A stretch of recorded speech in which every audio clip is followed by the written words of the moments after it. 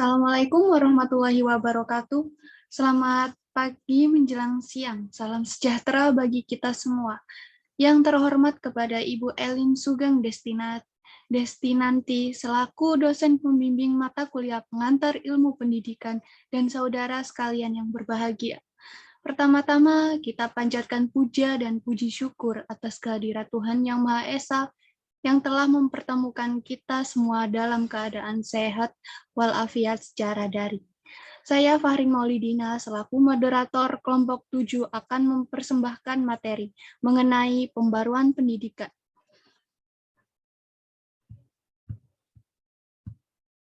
Adapun topik presentasi yang hendak kami sampaikan. Yang pertama, pengertian pembaruan pendidikan, faktor yang memengaruhi pembaruan pendidikan, tujuan pembaruan pendidikan, upaya pembaruan pendidikan di Indonesia, dan yang terakhir kesimpulan. Pada kesempatan hari ini, izinkan saya, Fahri Maulidina, bersama rekan-rekan saya, kelompok 7, Dimas Septian Prabowo, Halifah Lintang Prawesti, Muhammad Iqbal Kausar, dan Rizky Amrullah, akan mempersembahkan presentasi yang berjudul Pembaruan Pendidikan. Kepada waktu dan tempat, saya persilahkan. Baik, materi pertama yaitu tentang pengertian pembaruan pendidikan. Next. Pengertian. Pembaruan dapat diartikan sebagai perubahan ide atau gagasan yang mendorong seseorang dalam bekerja dan berkarya jauh untuk lebih baik dari sebelumnya. Sedangkan pendidikan adalah usaha sadar dan terencana untuk mewujudkan suasana belajar dan proses pembelajaran agar peserta didik secara efektif dapat mengembangkan potensi yang mereka miliki. Next. Jadi, pembaruan pendidikan adalah upaya secara sadar yang dilakukan oleh pihak-pihak yang terlibat sebagai pelaksana, pengamat, dan pengemban pendidikan untuk mengubah ide dan gagasannya menjadi lebih baik sehingga proses kegiatan belajar dan dapat berjalan secara efektif dan efisien, di mana peserta didik mampu beradaptasi dengan kegiatan pembelajaran yang telah disesuaikan dengan kehidupan dunia nyata dan perkembangan teknologi. Baik, materi selanjutnya akan dijelaskan oleh teman saya. Baik, saya akan menjelaskan tentang faktor yang mempengaruhi pembaruan pendidikan. Yang pertama, perencanaan dan evaluasi pendidikan. Pendidikan harus diberikan wewenang sesuai dengan kebutuhan karena jenjang tersebut yang lebih memahami dan mengetahui bagaimana pendidikan yang cocok dan sesuai untuk tingkat atau jenjangnya. Perencanaan bisa meliputi penetapan visi dan misi, perencanaan anggaran, dan pencairan sumber dana. Yang kedua, pengelolaan kurikulum. Dalam Undang-Undang Nomor 20 Tahun 2003, kurikulum pendidikan dasar wajib memuat pendidikan agama, pendidikan kewarganegaraan, matematika, bahasa, ilmu pengetahuan alam, ilmu pengetahuan sosial, seni dan budaya, pendidikan jasmani dan olahraga, keterampilan atau kejuruan, dan muatan lokal. Yang ketiga, proses belajar mengajar. Masyarakat saat ini merupakan masyarakat yang terbuka, rasional, dan kritis. Saat ini, cara belajar yang indoktriner dan menghafal sudah kurang cocok karena peserta didik dituntut untuk bisa menguasai informasi yang telah diolah sendiri, supaya bisa lebih berpikir kritis, atau digested information, atau dengan belajar mandiri. Yang keempat, perkembangan ilmu pengetahuan. Perkembangan zaman yang cepat sehingga masyarakat dituntut untuk mengikuti perkembangan yang ada. Seperti perkembangan ilmu pengetahuan yang cepat, memanfaatkan teknologi akan membantu dalam proses belajar mengajar, dapat membuat suasana belajar lebih menarik.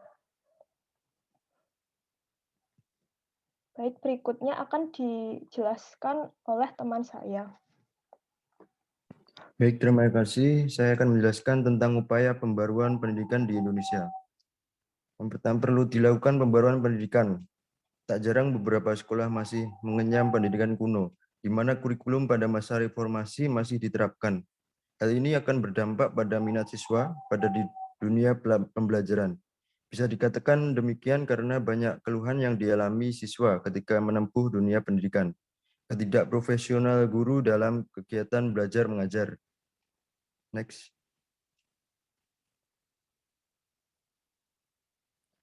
Pembaruan pendidikan di Indonesia seharusnya dilakukan dengan cara bagaimana fasilitator menyediakan ruang bagi siswa-siswi untuk mengekspresikan diri dalam belajar, seperti memanfaatkan media dalam kegiatan belajar mengajar, atau bisa juga dengan mengajak siswa untuk mereview film yang berkaitan dengan materi.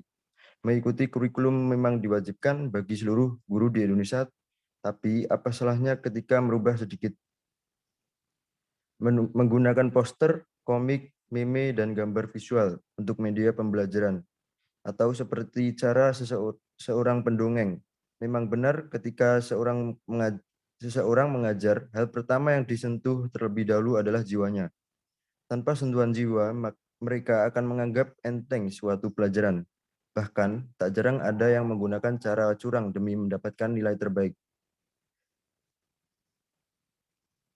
Selanjutnya akan dijelaskan oleh teman saya. Poin selanjutnya yakni tujuan pembaruan pendidikan.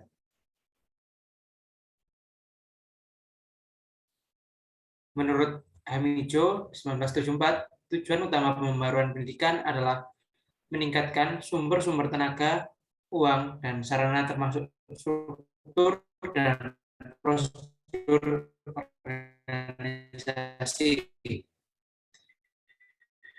Dan ada arah tujuan dari pembaruan meningkatkan efisiensi, relevansi, kualitas, dan efektivitas sarana serta jumlah peserta didik sebanyak-banyaknya dengan hasil pendidikan sebesar-besarnya.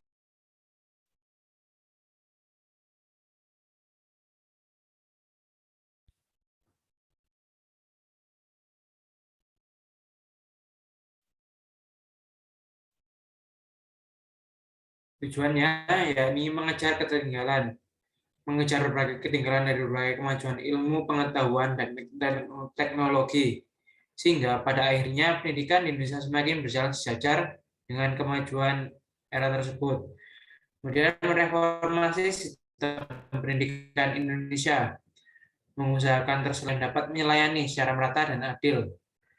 Terakhir, yakni masyarakat gemar literasi, efisiensi, efektivitas, menghargai kebudayaan nasional, lancar dan sempurna sistem informasi kebijakan, mengokohkan identitas dan kesadaran nasional, menumbuhkan masyarakat gemar belajar dan gemar membaca.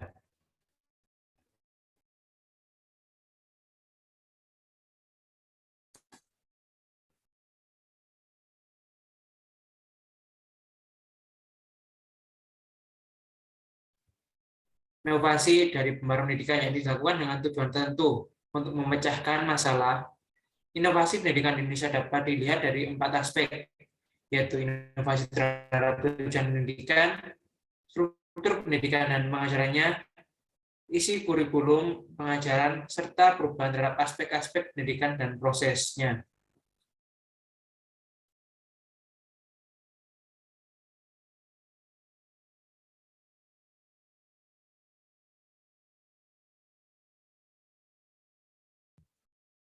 Baik, itu tadi serangkaian presentasi yang disampaikan oleh kelompok 7. Jadi dapat saya simpulkan bahwa perkembangan dalam pendidikan memang tidak dapat dipungkiri, terutama di era global seperti saat ini, yang semuanya serba canggih dan manusia dituntut untuk selalu bisa dan berguna dimanapun dan kapanpun.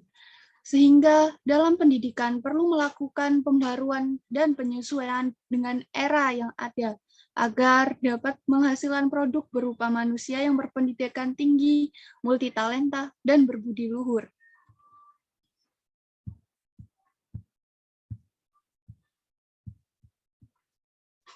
Baik, sekian presentasi dari kelompok 7. Apabila ada kesalahan kata dalam penyampaian, kami mohon maaf sebesar-besarnya.